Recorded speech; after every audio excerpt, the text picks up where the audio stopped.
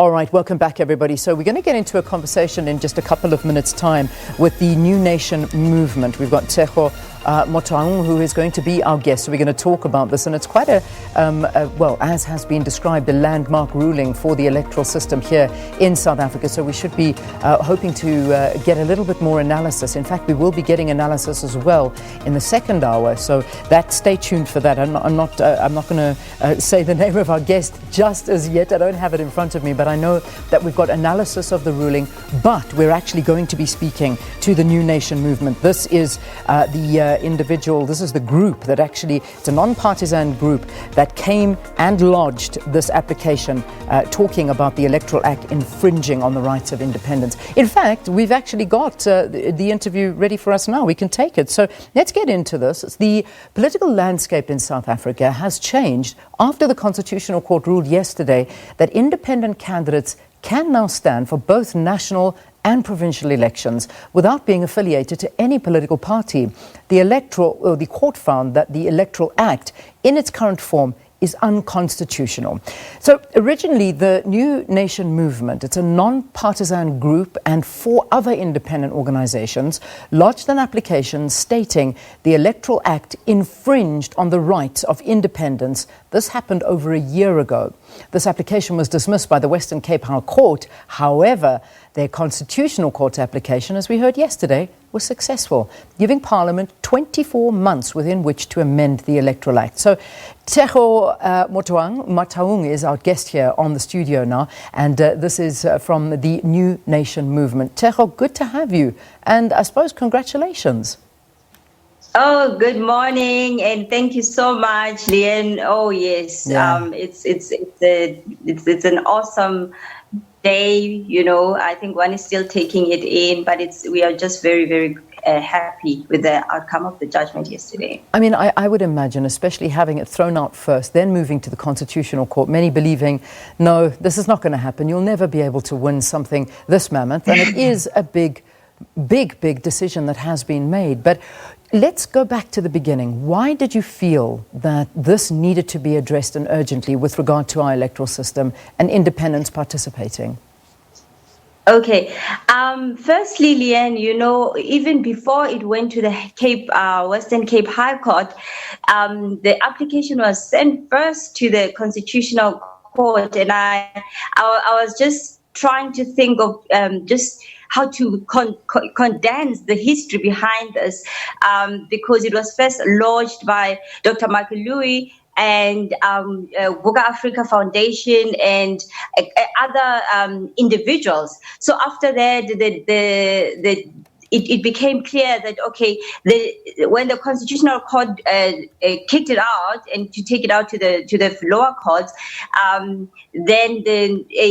And I always say this is, I think, one of the things we must acknowledge is one of the contributions the church has made, because in that environment, then they decided, okay, let's now move this case forward under the umbrella of the New Nation movement, and all the stakeholders came up behind it because there was an understanding, a clear recognition. If you remember how the 8 motions of no confidence failed in Parliament, and there was judgment also in Uganda of Parliament failing to hold the executive accountable, that it just became clear that our nation, there is a loophole, and as long as this continues, there is just going to be a problem for the nation. So it was from a place of recognizing the injustice that is inherent in the system, that even if you're a good person, Leanne, and we vote for you, in this system, you will find yourself compromised, you know. So that is where this thing came from. And we are very excited to have come through.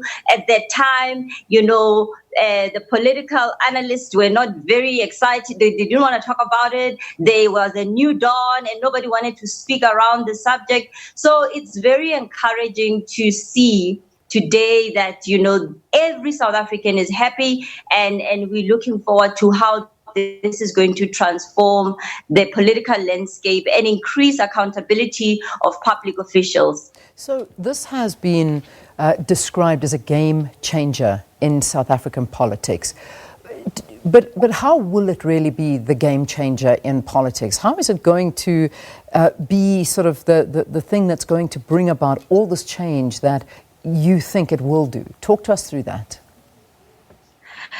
You know, what has happened, I think the delay now in hindsight, one is grateful, is that it has stirred people, you know, and I think it's for me, it's just taking us back also to even the liberation of our country. You know, people just began to stand up and call out what was wrong and began to take responsibility, you know, for the contribution and bringing about change, putting the pressure on government. I mean, when this came onto the table, people are saying, no, but we don't want to change. There's elections coming. But, you know, when you read about what happened 1990, there was programs in place, there was a government, and there were laws that were actually protecting the system that was in place at the time. So what the delay has done, it has helped in making sure that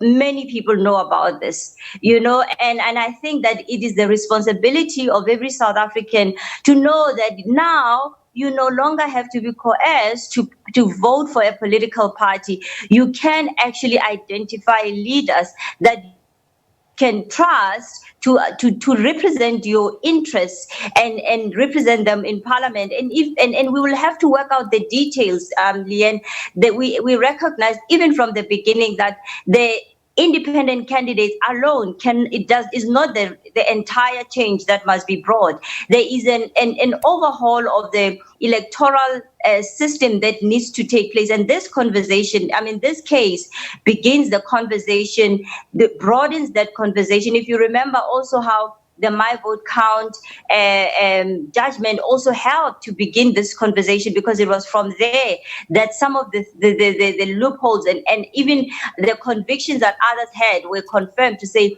there's something wrong with the system. We need to reform the system. So is that South Africans must begin to recognize that power has been given.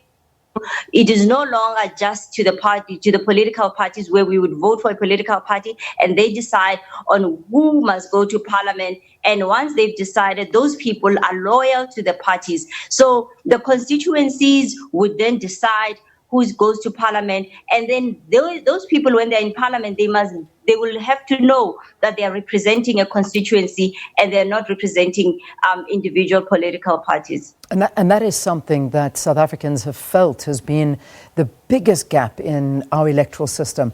But I know you mentioned in the answer that there's a lot of details that need to be ironed out, and that we can see, because I suppose, you know, there's some people that are asking it, please, can you explain this to us? Because we don't actually understand what it means. So you've got one person who sits on a ballot, you can go and vote for them. I mean, let's just hypothetically say Leanne Manasnawi is running to be the candidate, and my face is there. I get hundreds of thousands, if not millions of votes. I'm now blowing my own trumpet, and I win a seat, but I only win one seat. What difference am I really going to make with this one seat? So that's what people are asking. I mean, how do I, as an independent, stand against the giant of the ANC? No, I think we mustn't get ahead of ourselves, Leanne.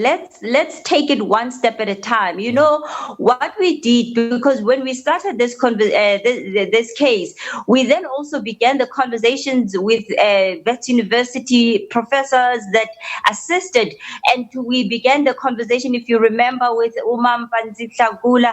We unpacking the electoral system that we currently have. So we recognize that we have to work through that. But this task, and it cannot be left to the experts, it cannot be left only to the academics, but it's a conversations that all of us have to be. And all of those things, I mean, we're not the only country that has a system like this. So these are details that I don't think today we must try and resolve, but we then need to begin to say, I think it also must come from, you know, we need to take responsibility of how we are governed, by who, and set the parameters. And then the details of how that must be worked out must then be threshed later. I remember reading just what happened with the 1994 elections, and the speech decided, and then it was like these elections must take place, and details had to be worked out in no time. There was a process in place. So I'm just saying that we mustn't. What we must agree on now is that this is something that must be changed. We need to think about: do we have the 24 months to try come up with this?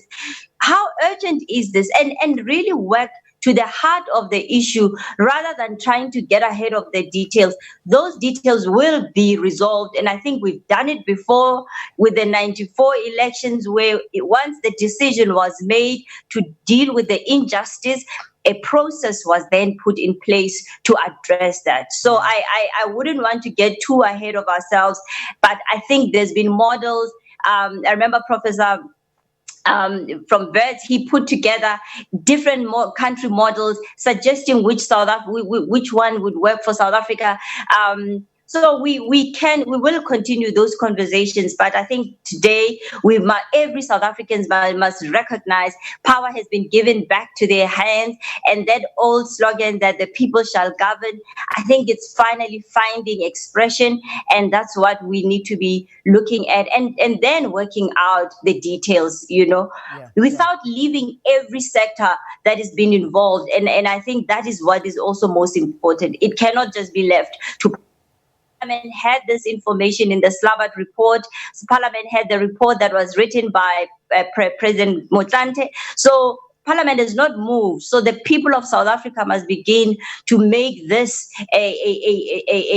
something that to see it fulfilled as soon as possible. Yeah, and that's an important. Now, the next step is a very important step, and I'm going to ask you, what is your next step? Where to from here? Because now that this has been, it's happened, it's in your favor. What happens next? What is your next move? We've not even had a chance to reconvene. I think all of us, we are still working through this. And as mentioned that, this is victory for the church. The first meeting we're going to have today is a prayer of thanksgiving, because, this work was sustained purely by the convictions of those who were involved and prayer. And we're just coming together this evening via Zoom with people from across the nation to say, then from there, where to from here?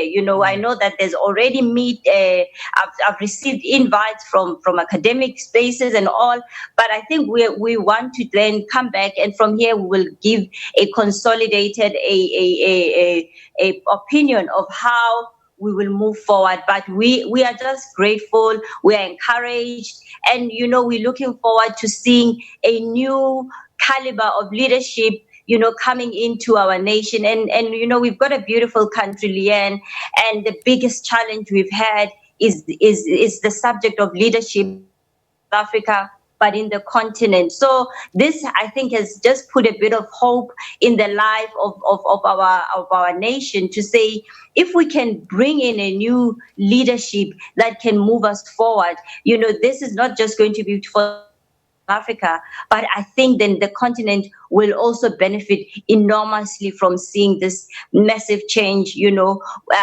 We didn't have to wait 50 years after our liberation to recognize that things are falling apart, but the timing is just perfect. So we are grateful for that. Yeah. According to this judgment as well, the Minister of Home Affairs must actually pay for your costs in the High Court as well as the Constitutional Court. This is, again, this is obviously something that happens after the victory, but, this again, helping your organization as well, no doubt. Definitely. As mentioned, there has not been a funding, what you call it, a fundraising. And I think, but the biggest thing for me, what this has proved is that, whilst money is important, what is most important, Leanne, is when you have people believing in a just cause.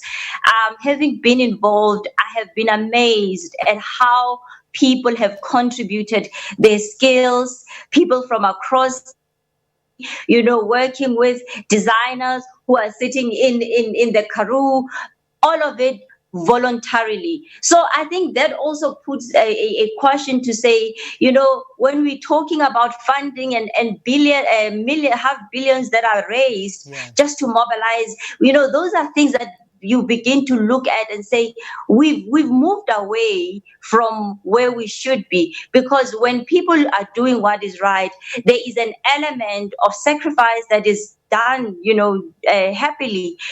We don't have to be buying people to do what is right. So we are very happy with that. And we hope that is now going to help also contribute to ensuring that we facilitate the progress that needs to be done, the work that needs to be done going forward. Just a final question to you. Obviously, we've got the judgment that's saying it needs 24 months to remedy. Parliament has got this 24 months to remedy the Electoral Act, which is deemed unconstitutional now, certain sections of it. Do you foresee that there will be changes by the time next year's elections come around? Oh, I think this is going back to the issue of how much longer can South Africans wait, Leanne. I think, when this case went to the Constitutional Court, in fact, there were these to eventually get it, but that was before the elections. And one asks you look and you ask yourself, had we taken a decision to say there is an urgent matter that can change the way we do things, should we listen to this case or should we proceed with elections? And the pressure was, let's proceed with elections. And we got the leadership. And the leadership that we have, we are seeing judgments that are coming against it for how they've handled the crisis. And without, it's hindsight, it's benefit of hindsight.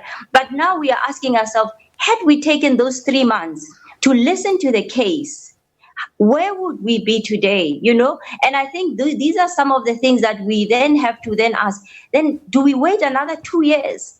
These are questions that I think I'm asking myself.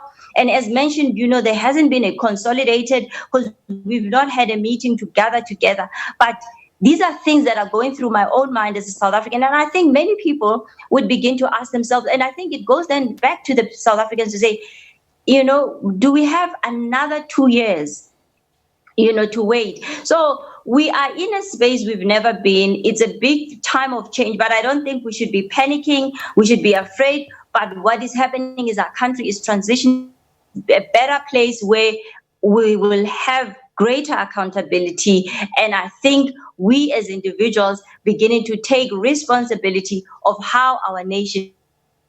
We've for too long given this responsibility to politicians alone, this area of governance. But we then need to begin to take responsibility for how we move forward. Our country is diverse. There are policies that you cannot blanketly apply.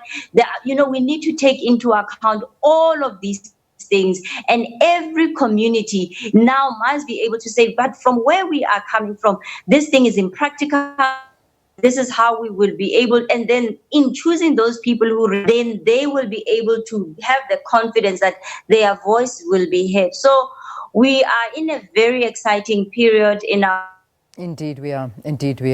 And I think we must embrace it. I was also saying, it is not even against a political party. This is not about the ANC. We saw the shortcomings within the DA because people of the West End voted for the mayor, and the political party removed the mayor. So those are the things that you realize. It's a weakness that is inherent in the system, and every person who loves this country must welcome this and all right. I think we've lost a little bit of the sound there, but I think we've got the picture. Tshego Motaung, who is from the New Nation movement, talking to us about the Constitutional Court's judgment yesterday, basically now allowing independent candidates to stand for both national and provincial elections. Analysis coming up after the news at 7. Don't go anywhere. We'll see you now.